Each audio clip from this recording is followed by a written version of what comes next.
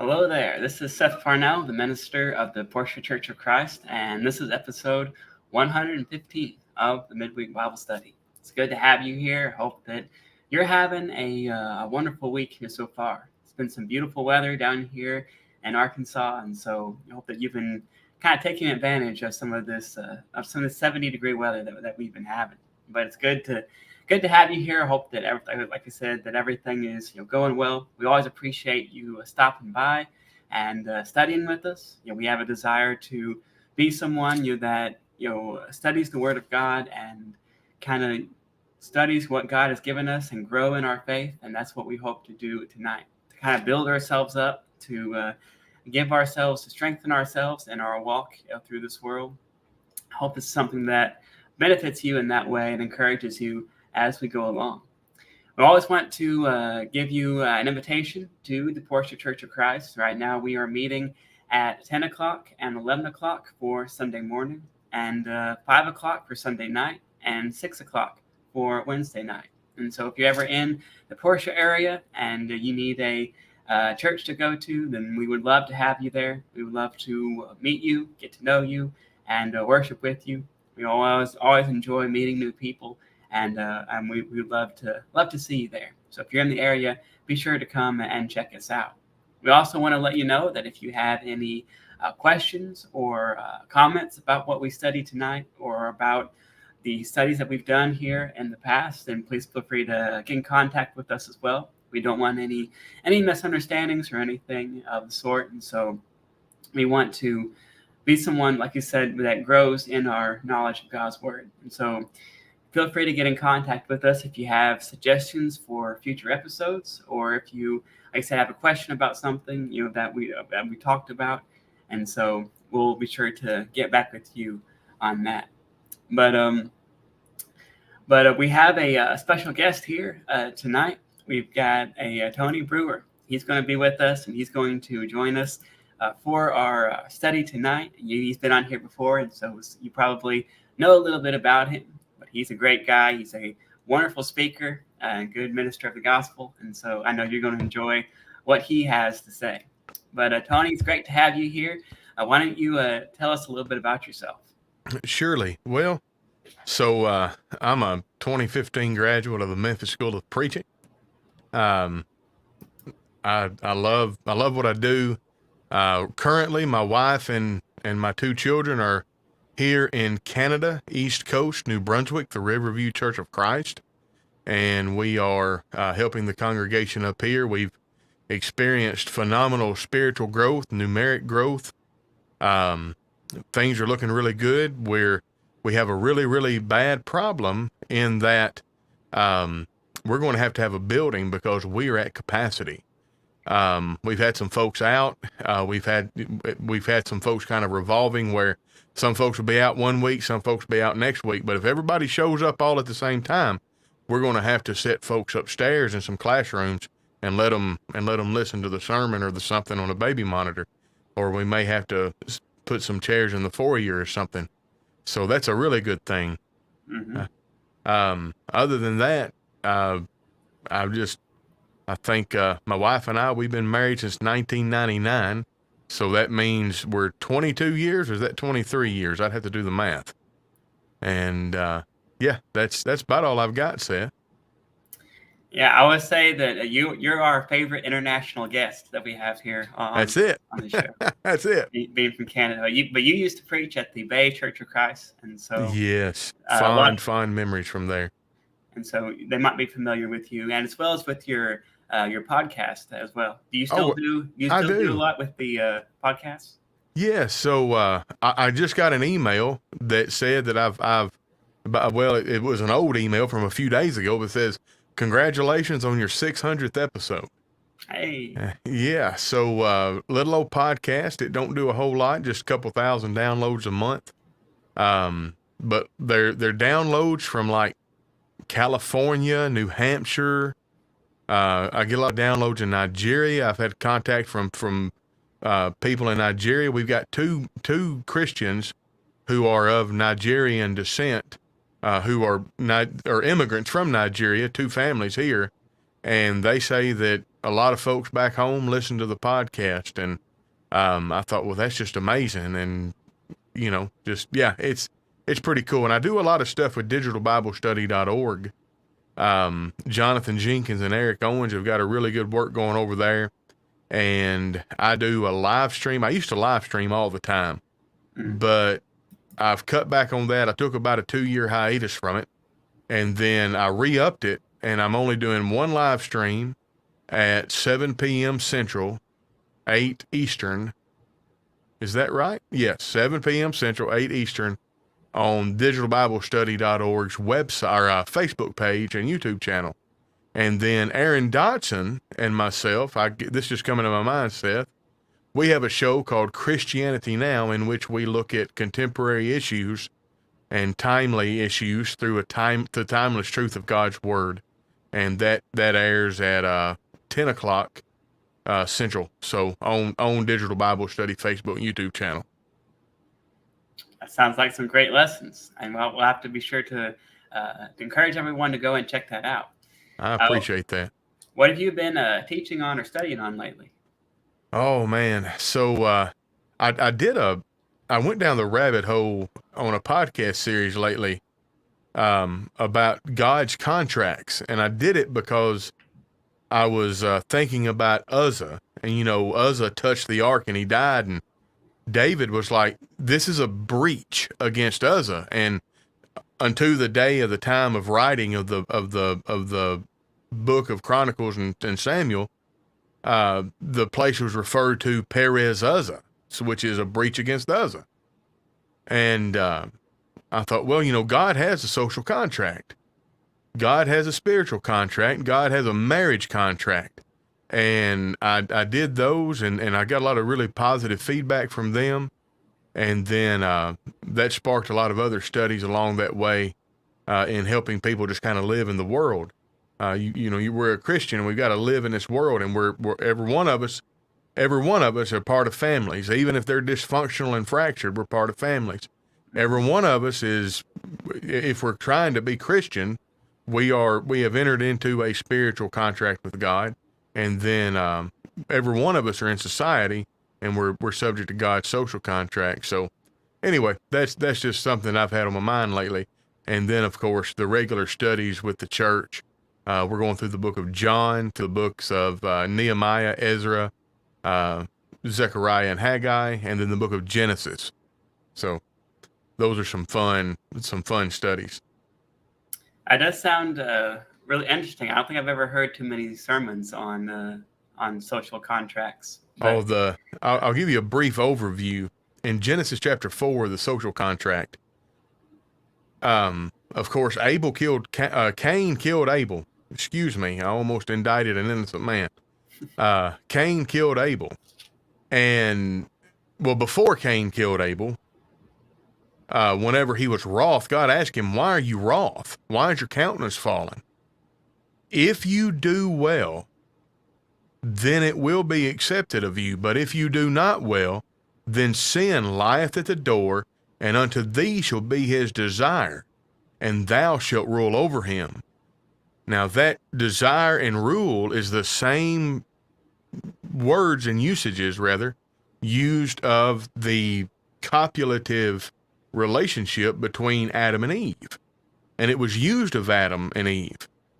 Well, the idea there is, if you do well, you're going to be accepted. It'll be accepted of you. But if you do not well, you're going to enter into a copulative relationship with sin. And the progeny of that relationship can only be chaos and death. And you see that in any situation that you're in.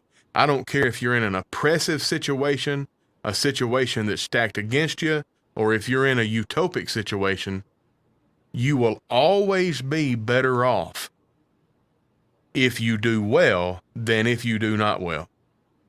And that's God's social contract. That's pretty neat. Pretty neat. Is that on your, for the church, or is that on your podcast? No, that's on the Cogitations podcast. You go back a week or so, maybe 2 now. Okay. And they're all in a row. God's social contract, God's marriage contract, and God's spiritual contract. Of course, you know God's spiritual contract. When you think of contract, think covenant. Mm-hmm. You know, how are we right in the eyes of God? Well, that sounds really cool. We've got Awesome. a couple of people who have chimed in here. We've got Glenda Johnson, and she's here with us. That's good to have you here. Hope you're doing well. And we've also got Chris is here as well, and say hello to you, and hope you're doing well out there. Tonight we are going to be studying Numbers chapter 16. If you like to follow along with us, or if you like to look at it, for yourself, that's where kind of the basis of this study is going to be from in Numbers chapter 16.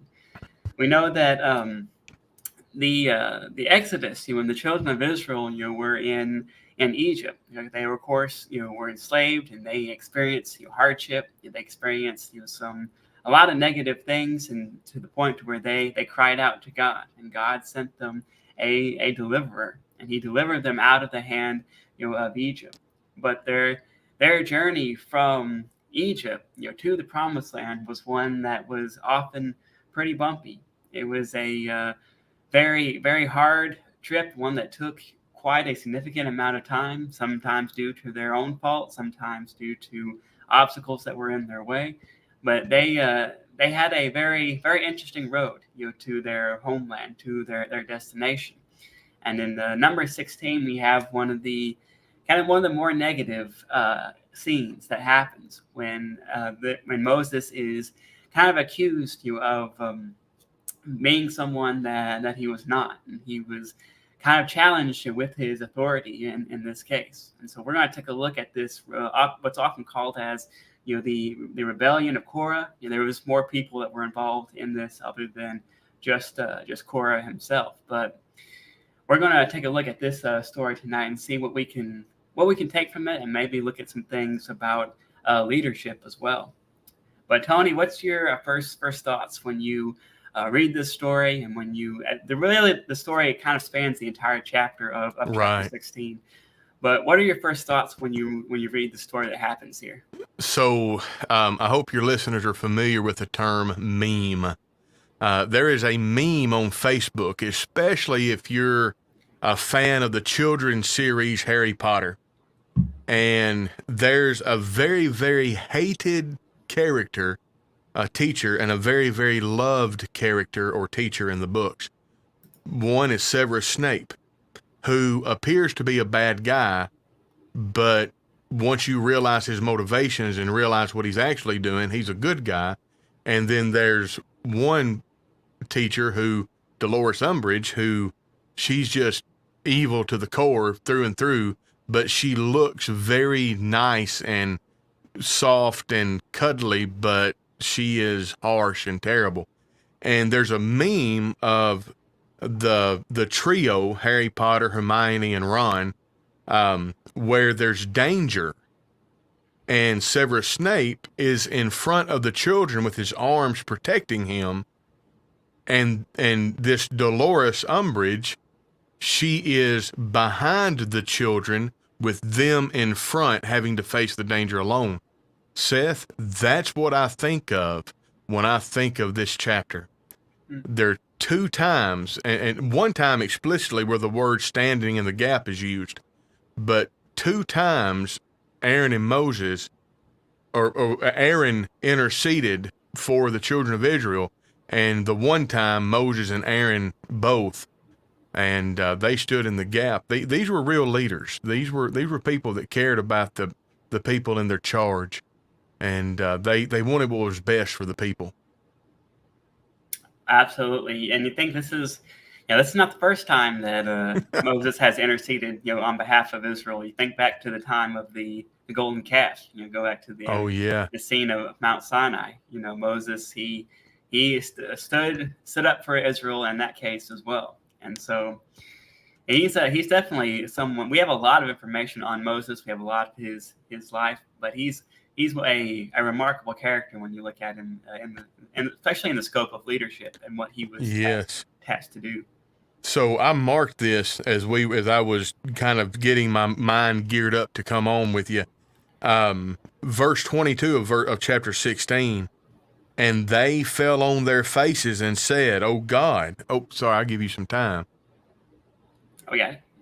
All right. And they fell on their faces and said, "Oh God, the God of the spirits and of all flesh, shall one man sin, and wilt thou be wroth with all the congregation?"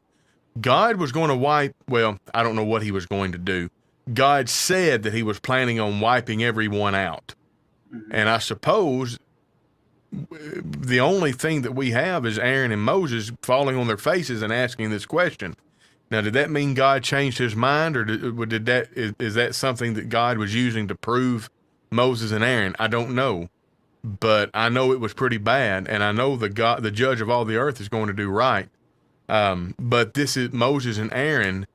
They at least thought that God was serious enough to destroy everybody, and they interceded on behalf of the people. But then you lick your finger and turn left, and I found this. This is Numbers 14, and I'm going to read these two verses here, Seth. This is Numbers 14, verse 11 and 12. Now, this is after the spies came back with the evil report, and God was angry. And I just listen to the gravity of how angry God was. And the Lord said unto Moses, "How long will this people provoke me? How long will it be that's verse 11. Anyway, how long? Okay, verse 12. I will smite them with a pestilence, and I will disinherit them, and will make of thee a greater nation, Mm-hmm. and mightier than they." Well, and Moses said unto the Lord, "Well, then the Egyptians shall hear it, for thou broughtest us up in thy might from among them, and they will tell it to the inhabitants of this land, for they have heard that thou, Lord, art among this people." Anyway, the rebuttal from Moses was, the people are going to think that you weren't strong enough to do what you said you were going to do if you smite everybody. And think about the leadership of Moses. It was the seed promise was to Abraham. And it's of Abraham that there would be a great nation, and in his seed should all the nations of the earth be blessed. But God said, "I'm going to wipe it out, and there's going to be no more, and I'm going to make one of you, and a mightier." And if Moses had a proclivity towards rising to the top, as it were, then he would have failed this miserably. But as we see in number 16, he still is the same at the core. You know, he loves his people, he loves the Lord, and he's standing in the gap. Yeah, we see how much Abraham is revered, and a lot of times I think we don't understand just how much he was respected, in the Jewish culture and at that time. But yeah, to be considered, the father of that entire nation, that would be a tempting offer for a lot of people. Oh, and, yeah. It would take some restraint, and it would take some character in order to kind of to reject that and to stand up for those people. And we know that this is what Moses does, and it's it's a remarkable thing to see him at work and to do this, because it's not easy. I wouldn't envy the job that Moses had, that God had given him, but not at all. He was someone who did take it and was and I think in the big picture, he was someone that was pretty successful with it as well. Yes. But if we kind of maybe just for a brief moment, if we kind of zoom out and maybe take a look at maybe the context of which this scene takes place. What are some things that you can tell us about maybe the environment, the situation that they were in which this story takes place? We spent the entire year of 2020 in Toronto, and it's a city of 6 million people, very ethnically diverse. You think of any kind of food that you want to just name a country, there's a restaurant that serves that food. Okay. I even walked by a restaurant that said Ethiopian food. I didn't know that I grew up, I thought If you had leftovers, you're supposed to eat all of your food, or because there's starving children in Ethiopia. I'm like, how can you have an Ethiopian restaurant? Here's my point. I saw, and I never did eat there, but I meant to. I saw a restaurant that advertised Egyptian food. And I've always thought that was interesting. How good the Egyptian food must have been that the children of Israel wanted to go back under the bondage of slavery, to be beaten with lashes, and to be given hard labor just so they could eat that Egyptian food. The context here is these people had been wandering in the wilderness. They had been eating the same thing for a long time. Mm-hmm. They didn't like it. Things weren't exactly the way they thought that they were supposed to be. I remember that old song, I beg your pardon, I never promised you a rose garden. God delivered them to freedom. He never promised them ease. And incidentally, they had not yet gone in the land of milk and honey because of the evil report from the spies. But when I look at this, I'm thinking about a group of people that aren't getting their way. They think that they're suffering in such a way as no one else has ever suffered. They think they're alone. They think they got to handle it all by themselves, and they fall prey to a particular kind of self-idolatry. They put self up on a pedestal. They dethrone God, and they blame everything on Moses. Even in the text, it says, you've led us out of here, and you didn't lead us into a land of milk and honey. You led us from a land of milk and honey to a land that doesn't have milk and honey. And so there's not a lot of influence here of the world scene because they were so isolated. They'd been wandering in the wilderness. And so they were by themselves. I almost wish I would have Googled and got an image about how the camp was laid out. And each tribe and stuff had their own section in the camp, and everything was set up around the tabernacle. And I could imagine Korah and his cohorts getting all of this support and bad-mouthing Moses and murmuring and complaining. And there's dissent over in that side of the camp, and then Moses and Aaron having to go take care of it.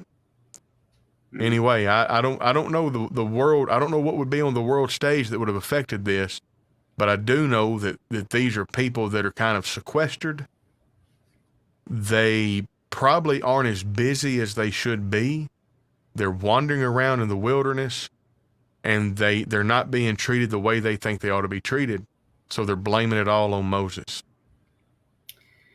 Yeah, they that's a common, description of the promised land was a land of milk and honey. And like you said, they reference that in this text. They say, you promised us this, but we don't see it. Where is it? It's not here. But even to the point when they were at the Red Sea, they made an accusation. Did you bring us out here in order to be killed, in order to die? And, were there not enough graves in Egypt that you would bring us out to be here? And so this was something that didn't just happen, overnight, but this was something that, ever since they left Egypt, this is kind of a consistent, problem that kind of boiled over at this point of where we're looking at. But I know we took a look at, at Portia, we took a look at the case in which, the scene in 1 Samuel when the Ark of the Covenant was captured by the Philistines. Yes. And I found it interesting that this is something that happened, years later, the Philistines reference the Exodus. They reference God's, his role in the Exodus. And that's why they're kind of afraid of what God might do for the Israelites. And so the news of the Exodus was something that lasted, spread, all over, and even generations after they remembered what happened. And this has, occurred, not too long ago. And they're, like I said, they're wandering through this wilderness, and they kind of seem like they maybe they don't have enough purpose or in that very moment. But, right. I like what you referenced there about the Exodus and how powerful that was and how big a thing that was. Look through the Old Testament, all the references when God comforts his people. And even in the New Testament, whenever the New Testament writers say, hey, just like God led the children of Israel by the strong right hand out of the house of bondmen, out of Egypt, he can see you through these hard times. Like that's all, what God has done once, he can do again. Now, he might not do it in the same way, and he certainly doesn't do it the same way in the 21st century as he did in the first century, or he did in the long ago during the wandering of the wilderness. But be that as it may, that I guess, well, I've lost the word that I'm looking for, but that is a core ideal. That's a core memory that would have shaped the minds of the people. Mm-hmm. And it should have been for the better. It should have been, hey, man, I know it doesn't look like we have milk and honey now, but God was strong enough to lead us out of the house of bondmen. He's strong enough to lead us to the milk and honey, and he will sustain us. I remember in the first couple of chapters of Deuteronomy, I'd have to go looking for it, but Moses makes a reference about, have you not ever wondered why none of your shoes or your clothes wore out? God was keeping you. God was sustaining you. Mm-hmm. Yeah, a lot of these sometimes they stem from maybe like not really an unhappiness with what God has provided for them. Like you referenced the manna that they ate, yeah. and they weren't always happy with that, and they weren't always happy. That's the understatement of the century. They wanted something different. They wanted what they had back in Egypt, because I imagine the Egyptians understood that if you're going to work the people hard, they're going to have to be fed adequately to get the most out of them. And so I imagine they had that, but they had a kind of an era of discontent about them with this, and sometimes it stemmed from a lack of trust. If you look at a lot of the times in which they do kind of murmur against Moses, it has to do with either food or water or something of that sort with what they're being provided with. And so sometimes I think it kind of centered on a lack of trust. But I think Dathan and Abiram and Korah here, they kind of like prey on that mistrust a little bit in order to do what they do here in this scene. But I'm glad you said prey on that mistrust. Yeah, I don't. Boy, these are not good characters. No. They're not, like, I could have a little respect for them if I thought that they were trying to take the leadership away from Moses like if they thought what they were doing was right and the people would truly be better. I think it was just a power grab. Yeah. I certainly think that, at least that's what I get from it when I see it. I'm certainly open to correction, but that's I'm like you. That's what I read in the text. There's no indication of any positive motivations from them. But when you look at this story and see some of the obstacles that Moses faces here, what are some obstacles that he faces during his pursuit of leadership? And we know that there were many throughout the years, especially in this story as well. There's some cases in which it was hard to be in Moses' place. It was hard to have the job that he did. But what are some obstacles that Moses faced in his kind of pursuit of being a leader of Israel? Oh, he was unjustifiably bearing the load of the effects of actions over which he had no control. And sometimes that's just what you do when you're a leader. I think about, and I watched this on regular television, and all of the curse words were blurted out. But Gordon Ramsay going into these failing restaurants, what he does, he'll go into a failing restaurant, and he'll try to help them turn the restaurant around. And the owners of the restaurant will have 900 excuses of why it's the cook's fault, the waitress's fault, the manager's fault, the busboy's fault, the food's fault, everything. But every episode, it boils down to, this is your fault because you're in control. Now, That's just and that's true. Moses was a leader here. He was put in a position that he did not desire. He's doing very well at it, in my opinion, but yet he's having to stand in the gap between God and man. In fact, he's a type of Christ. And, Jesus is the antitype. Moses is the type. He's standing in the gap. And if you'll look here in chapter 16, verse 14, verse 15, no, verse 14. I'll get it out in a minute, Seth.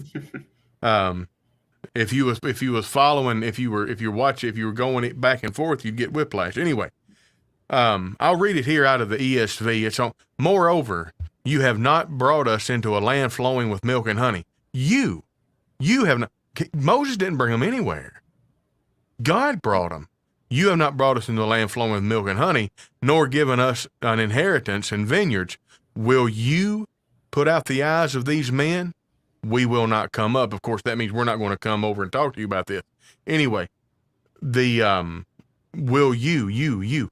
Moses is not responsible for doing this. We see this in Matthew chapter 19, whenever the Pharisee says, Moses, why did Moses say to issue a writ of divorcement? And Jesus corrected him. He didn't do that. You were allowed to do that. But if you look at the text in the Pentateuch, it was God that did that. And I go over here, verse 28, in chapter 16, verse 28, he had to defend himself. And I've got this underlined in my Bible because of this lesson tonight. When you get that up on there, Seth, Numbers 16:28, I'll read it from the ESV so we all read the same thing. And Moses said, hereby you shall know that the Lord has sent me to do all these works, and that it has not been of my own accord. Moses was willing to put his reputation, put God's reputation on the line. I have not done this. I did not act of my own accord. I am a tool. I'm a useful tool. I'm a good tool, but God is using me. This is not, I didn't set myself up to be the boss. I didn't set myself up in this place of what you consider to be honor. God did this. I didn't do it. I would give it away. I really think Moses would have. Mm-hmm. I really do. And he said, look, you get everybody together, and if you people live a natural long life, you know that I'm a fraud. But if you die quickly, then you know that that I didn't do this of my own accord. Now that's pretty stout, and that shows a lot of faith.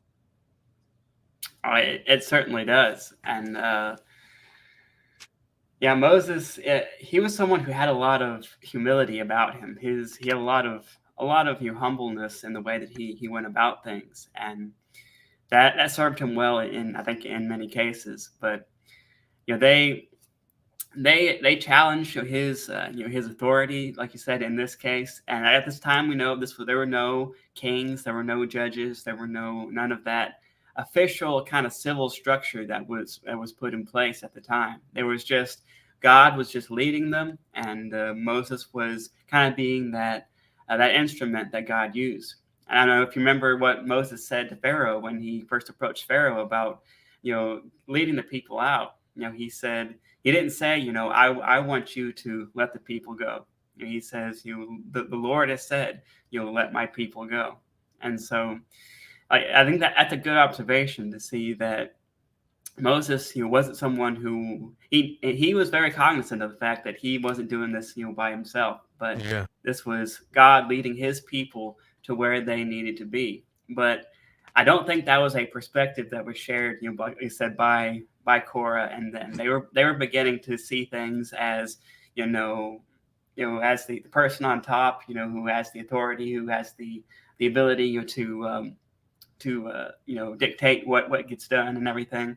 Yeah. And so they kind of saw things, that way. And so that difference of perspective kind of threw a wrench in the harmony of things, I think, in this case. Absolutely. And as you were talking there, I thought about, our studies in the book of John. and Moses being a type of Christ, Jesus being the antitype, how many times did the Son, did he say something to the effect, the Son can only do what the Father shows and tells him? That's the only thing he knows. It's the only thing he does. I'm here doing the will of my Father. If you've known the Father, you've known me. I am my Father's Son. I am the Son of God. I'm not here doing my own will. I'm not here of my own accord. Same thing Moses said, and we would do well to take that lesson away.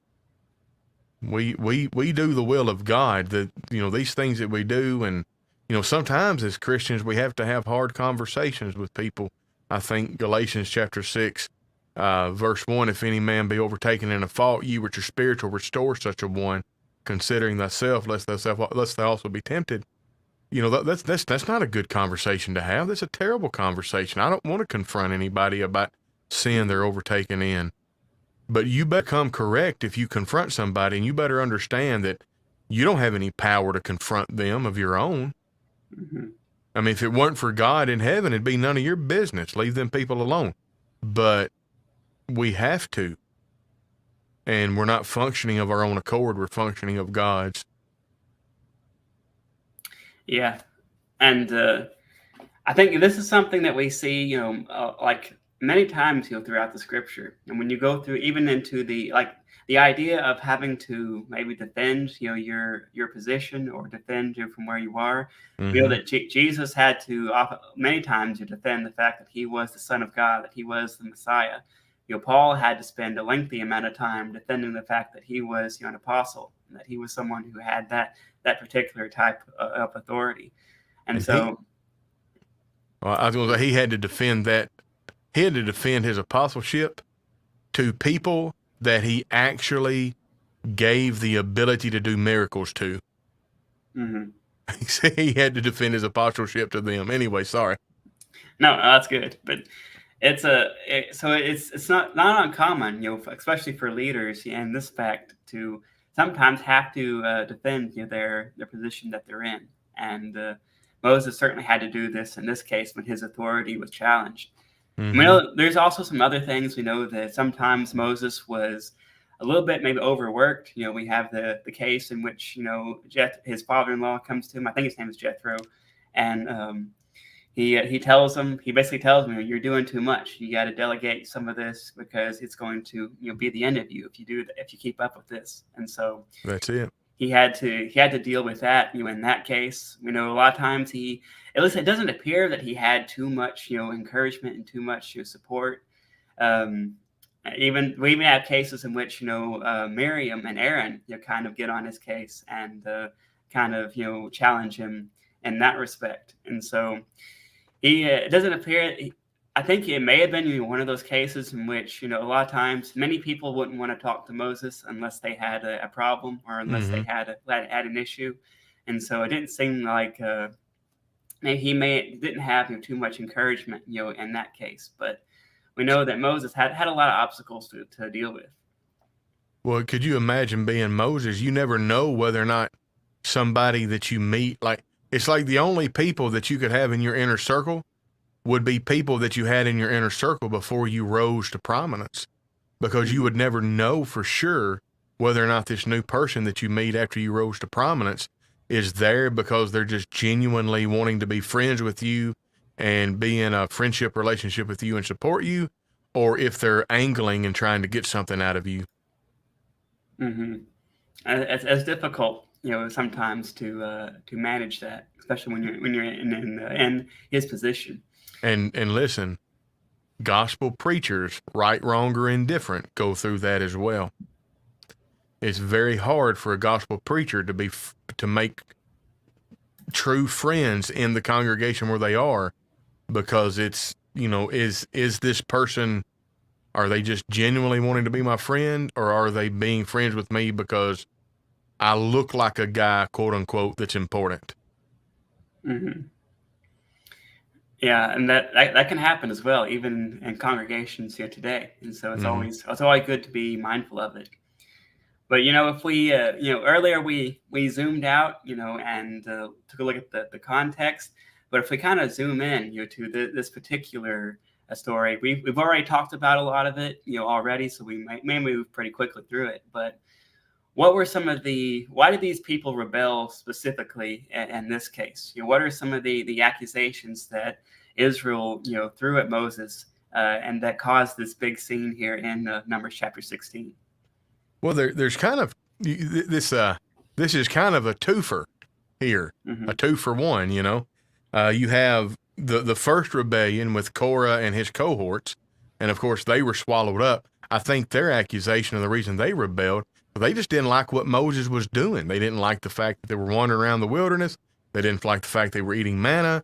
They didn't like that things that they were promised were not being delivered in the time in which they thought they should be delivered. And then, like Billy Mays on late night television, but wait, there's more. So when God punished Korah and his cohorts, 250 people, the ground opened up and swallowed them. Fire came out and burned them. And he had the priest take the censers and fill it up with that fire and such and go spread it among the people, and they dispersed. And you think, oh, everything's okay. But then, verse 41 of Numbers chapter 16. Oh, yeah, I'll wait till you get there. But on the next day, all the congregation of the people of Israel grumbled against Moses again. I added that. And against Aaron, saying, you have killed the people of the Lord. Well, now, that's the craziest thing I've ever heard. Why did they think that he killed? First off, he didn't kill them. I mean, God killed them, for one, but for two, how can you think they're the people of the Lord? They had sinned against God and kindled his anger against them. Oh, how quickly we forget. So if you ask me the reason for this one, Seth, I don't really know. They were just delusional. Right. They just didn't like what happened, and they were like little babies throwing fits, and they were irrational. Yeah, the second one puzzles me more than the first one. Like you said, you can kind of understand, like you said, these people that we read about, in verse 1, Korah and Dathan and Abiram and all these people, they're not nice people. It doesn't appear to be, and they were not someone who was looking for a way to solve their problems. They just wanted Moses out, and the kind of the specific, kind of phrase that they use in this case, I think it's down in verse 13, where they say, you let us out here and you make yourself a prince, over us, to in their eyes, they didn't, even though Moses was someone who talked with God, regularly, and they said that you have, no authority to. Your authority is, self-made. You have made yourself, this person that can take us out. Not that, no mention of God, no mention of any authority from God, but they say you have made yourself, a prince. And some of the other things that we've talked about, how they felt like their promises they were given, weren't, haven't been, delivered, in the time that they thought it should. And it's interesting to think that was a big concern when they're just coming out of, slavery, out of Egypt, and now they're concerned that this promise of an overabundance, hasn't been, given yet. But they brought these accusations, against him. And the second one, in which, they like the people come up and they basically point the finger at Moses again and say, you've killed, people of the Lord. You've killed us, which is interesting because this isn't the first time, this has happened. If you take a look back to the scene in which with the golden calf, people died, in that case as well. And so, not the first time this has happened, but I guess the people kind of viewed this as a conflict between Moses and this kind of rebellious group, and they may have saw that as Moses kind of getting back at them. Maybe it was a wrong conclusion because, as we know, this was the Lord's doing and not Moses's. But absolutely, it's still odd that they came to that conclusion. And, something you said, it sparked this thought in me. Not only is this not the first time something like this happened with the death of Korah and his cohorts, but it's also not the second time either. Like this has happened at this point multiple times. As we were talking before class, I'm going to go ahead and say what I think, and y'all, if y'all look it up and make sure and study this for yourself. I think that this is referenced in 1 Corinthians chapter 10, but all these things were in samples for us. But when he's talking about flee from idolatry, stay away from idols, don't fall into idolatry, the first section of that chapter, there are 6 examples. 6 that Paul used. But the thing about it is, Seth, he could have used more. Yeah. It's like, and something else you also said, they weren't happy that they didn't have their milk and honey yet. And I thought about a phrase that I heard in my youth. The phrase is, well, like somebody says, well, look, I've done so much for you. And then the person who's ungrateful says, yeah, but what have you done lately? Is the idea.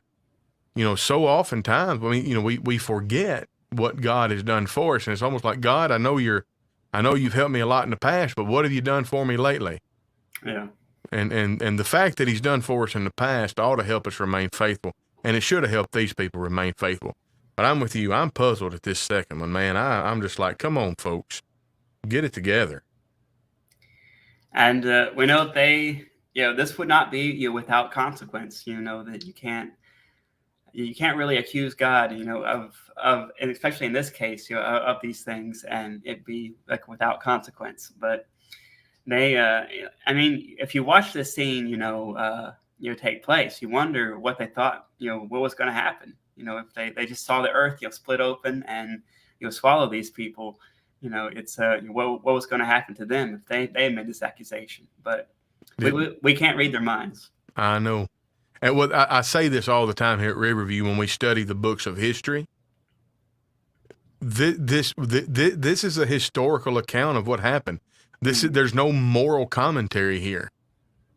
Like we have to, Romans 15 verse 4, for whatsoever things are written aforetime are written for our learning, that we through patience and comfort of the scriptures might have hope.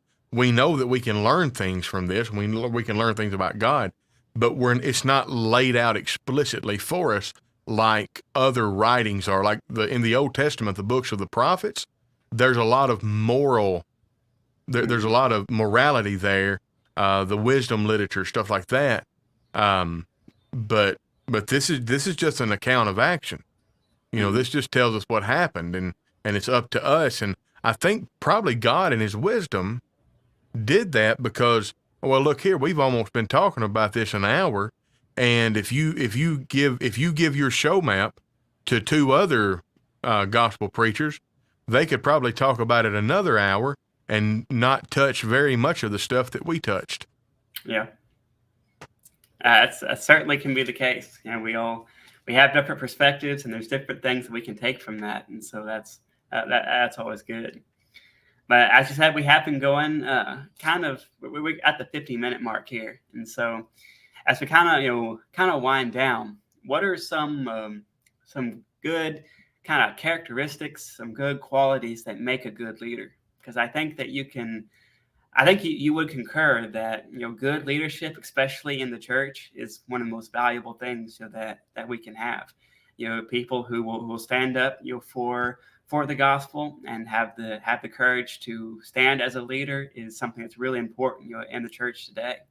But what are some characteristics or qualities in your mind that make a good leader? Well, number one, there's a reason they're called a leader and not a pusher.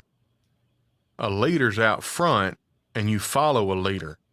He's got to be doing what he wants you to do, or she, as the case may be, first.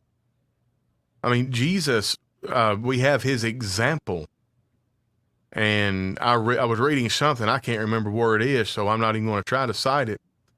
The difference between precept, like a commandment, like here's what you do, And an example, the precept says, hey, Seth, go climb that mountain.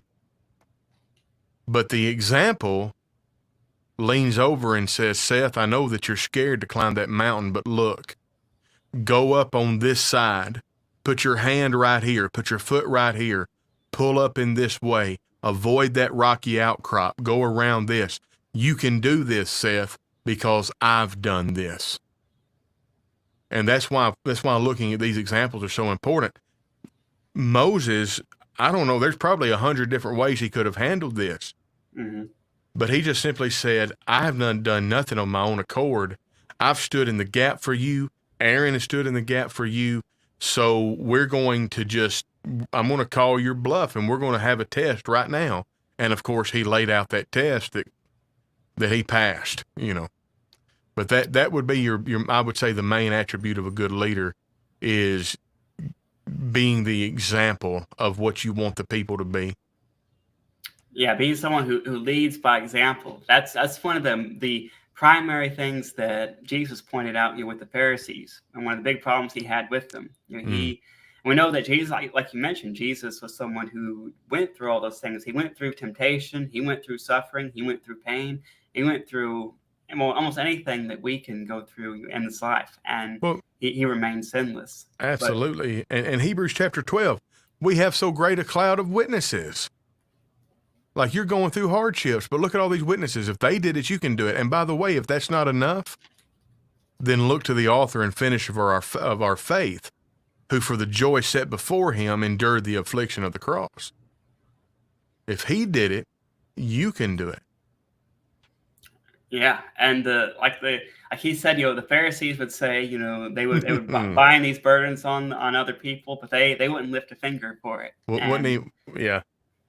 And Jesus says that's not the way to be. That's not what a leader should be. And so I think that is a very good a way to put that.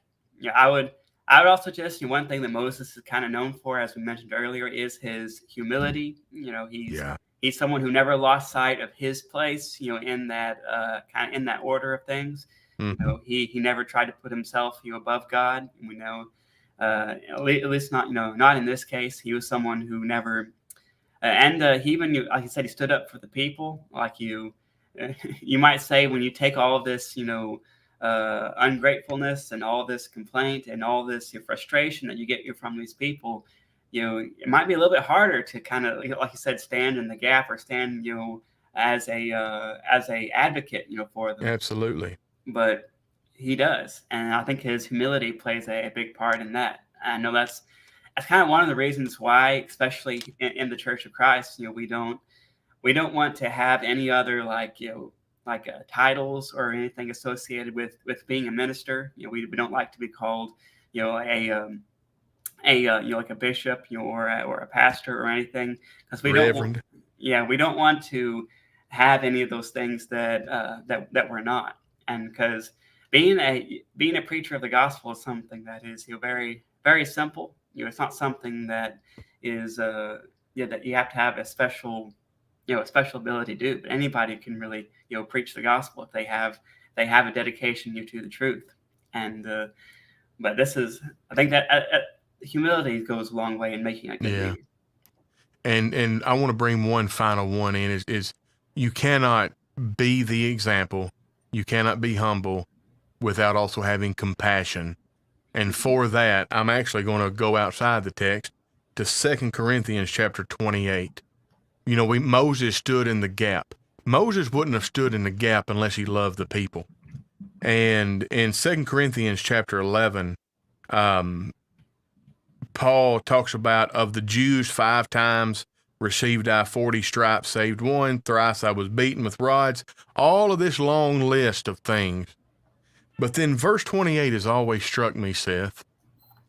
Verse 28, I want to read it here in the ESV. And apart from other things. And the King James says, besides those things that are without. In other words, that are outside of this, outside of what I've just said. Oh, now I've lost it. There is the daily pressure on me of my anxiety for all the churches. Why would Paul feel anxious for the churches? Because he loved them.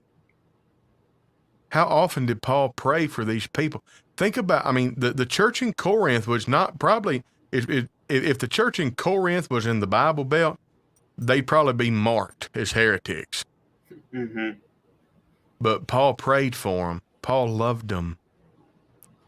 Paul's a good leader.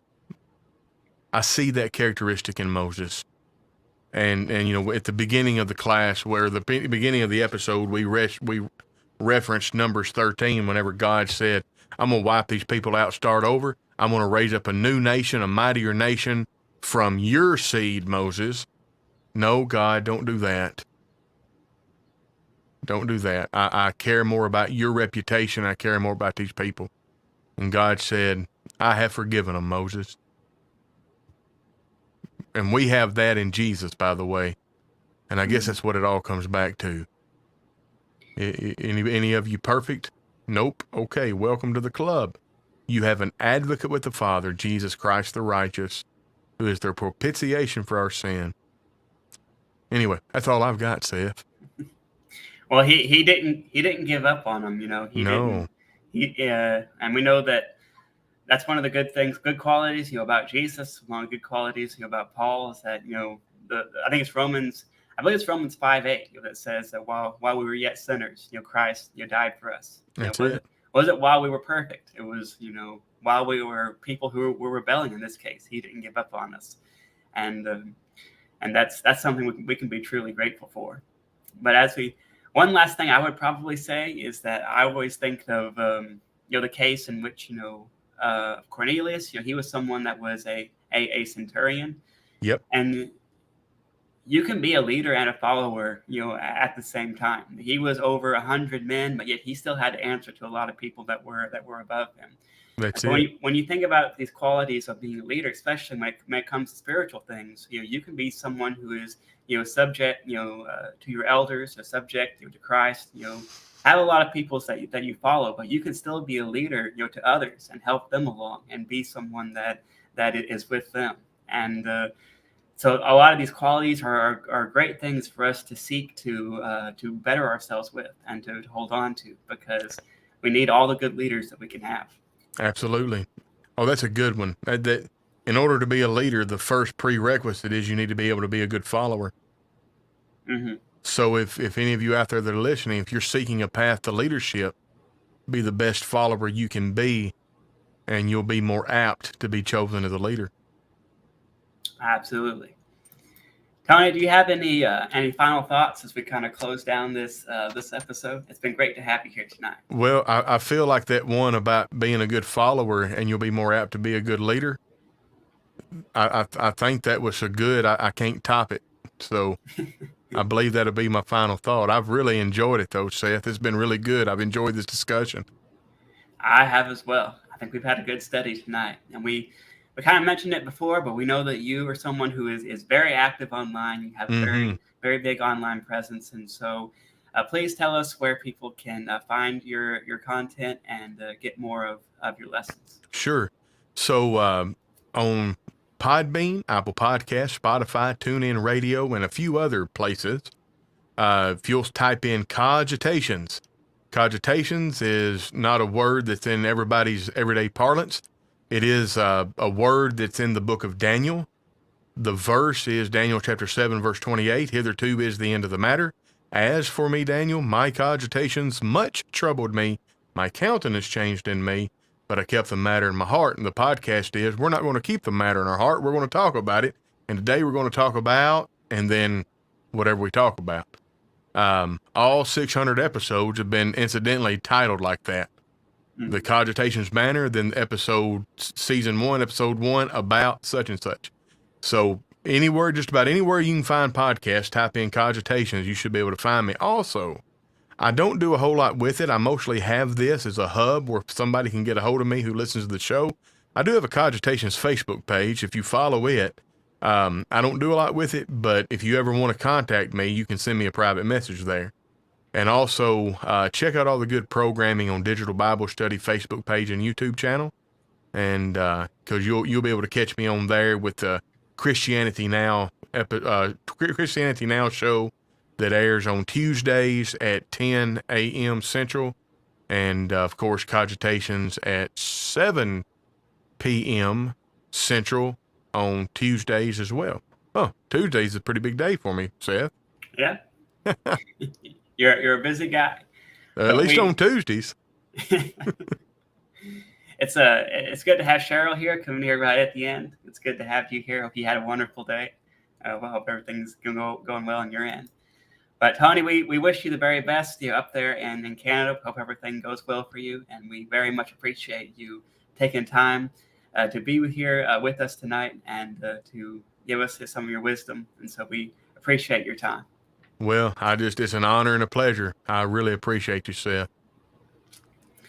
We will be back here next week for another episode of the Midweek Bible Study, and so hope you can join us then. We would love to hear from you.